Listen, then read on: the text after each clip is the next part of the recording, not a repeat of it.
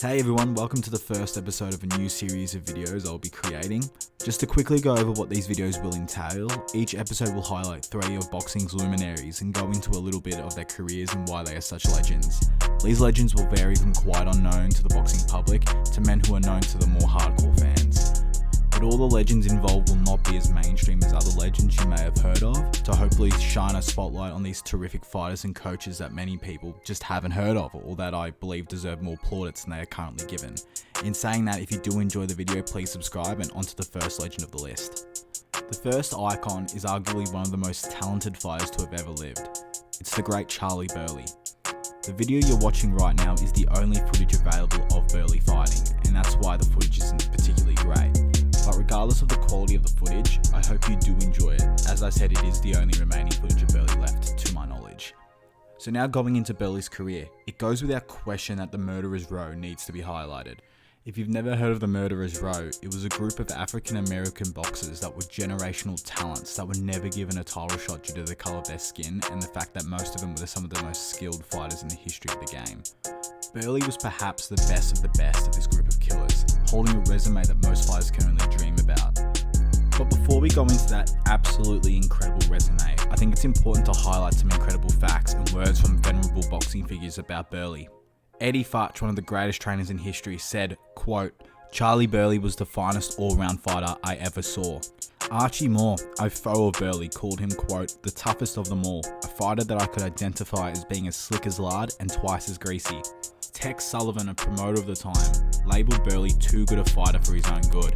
The thing is with him, the greatest fighters of that era continuously ducked him, including the greatest of all time, Sugar Ray Robinson. According to Burt Sugar's book Boxing's Greatest Fighters, George Gainford, who was Ray Robinson's manager, admitted that he ducked Burley because, quote, his style would have counteracted Robinson's. Other famous fighters who seemingly ducked Burley include Marcel Sedan and Billy Conn. And the last anecdote was that Fritzy Zivic, former world welterweight champion, got his manager to buy Burley's contract so he would never have to fight Burley again. Now, if that hasn't impressed you, hopefully this will. Burley, due to his unbelievable skill, couldn't get any fights at his natural welterweight or even middleweight, so he had to contend with men who fought at light heavy and heavyweight. One of these men was the aforementioned Archie Moore, where in their bout, Burley would knock down the old mongoose 4 times before cruising to a unanimous decision. So now getting into his resume, it includes Fritzy Zivic, who Burley would lose the first bout, as it was his 9th fight and Zivic's 70th, but he would win the rematch and the rubber match. Billy Seuss, who he defeated by decision, who would later become a middleweight world champion. Losses to Murderers Row member Lloyd Marshall and Jimmy Bivens. Holman Williams, another member of the Murderers Row, where they would fight 7 times, in which Burley would take 3 wins and 3 losses with 1 no contest. He would lose twice to Ezzard Charles, who would become heavyweight world champion, who outweighed him by around 15 pounds or 6.8 kilos, and obviously a win over Archie Moore. Burley was rated as the number 1 or 2 contender for most of 1943 to 1947, never receiving a title shot. His final record, depending on the source, was 98 fights, either 84 or 83 wins, 11 or 12 losses, 2 draws, 1 no contest, and 50 knockouts. The second man on the list is one of the greatest coaches in the history of boxing, who had a very underrated career as a top-level fighter. That man is Jack Blackburn. Before we do get into Blackburn's extraordinary career, all the footage you will be seeing is of his protege Joe Louis, as I couldn't find any actual video of Blackburn fighting in his prime, as it was in the early to late 1900s. Starting with his great boxing career, Blackburn fought some of the greatest fighters in history and in his era.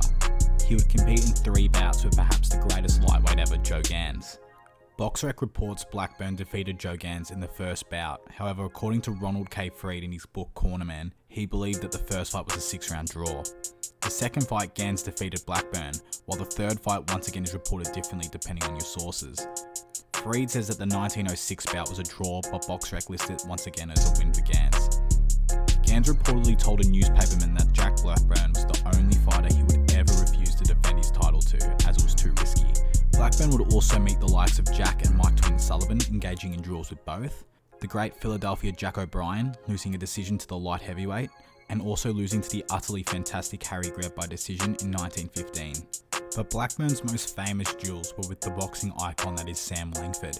Blackburn and Langford would meet 6 times. BoxRec lists the engagement as 1 win for Langford, 1 no contest and 4 draws. Ronald Freed agrees on the 4 draws, but details no wins But also according to Freed, in one of their many encounters, Langford was weighing at 180 pounds or 81 kilograms, and Blackburn only weighed in at 136 pounds or 61 kilograms. A 20 kilogram difference, and Blackburn was still able to keep up with the legend that is Sam Langford, detailing his incredible boxing ability. On top of all that, Blackburn in 1908 reportedly sparred Jack Johnson and bloodied his nose. Johnson became infuriated that he couldn't keep up with the smaller Blackburn and held a grudge against him for years after. Blackburn, though, was most famous for training arguably the greatest heavyweight champion in history, that being Joe Louis. Blackburn's influence on Joe Louis was vital for all his successes at heavyweight, and furthermore, Blackburn would also teach another legend too. His name was Jersey Joe Walcott. The last quote-unquote forgotten legend is probably a little bit more mainstream than Jack Blackburn. He is the greatest bantamweight boxer in history, the indomitable Edo Joffrey. Joffrey had an incredible career. He represented Brazil at the 1956 Olympic Games in Melbourne, but would lose by points decision to Claudio Barrientos in the quarterfinals. Joffrey turned pro in 1957 and went on an unstoppable run, and within 3 years he would face the man who defeated him at the Olympics. Joffrey would TKO Barrientos in the 8th, enacting revenge on his former conqueror. His next fight would be held in the United States, and on the 18th of August 1960, Joffrey would knock out Jose Medel to become the #1 contender for the vacant world bantamweight title. That fight would only last 6 rounds against Eloy Sanchez, with Joffrey knocking out his foe. Joffrey was in the midst of his absolute prime. From 1960 to 1965, Joffrey would fight 17 times, winning all 17 by knockout. Joffrey had not lost in any of his then 50 pro fights, winning 47 and drawing 3, but fighting Harada would take this undefeated record and title away with a 15-round split decision victory over Joffrey. A magnificent rematch on the 31st of May 1966 occurred, but once again Harada came out on top with a unanimous decision. Joffrey would retire for 3 years before making a return in 1969 at featherweight, where once again he'd go on a tremendous undefeated streak until fighting for the world featherweight title in '73 against Jose Legra. Joffrey would once again show his greatness, becoming a 2-weight world champion. In 1976, Joffrey would retire for good, with a record of 78 fights, 72 wins, 2 losses and 4 draws with 50 knockouts. The only man ever to defeat him as a pro was fighting Harada. However, Joffrey's greatness remains as the greatest bantamweight in the history of boxing. So if you got this far, thank you so much. I hope you enjoyed this new series. And if you did, please let me know what you thought about it in the comments below and subscribe. Thanks again, and I'll see you on the next one. Bye.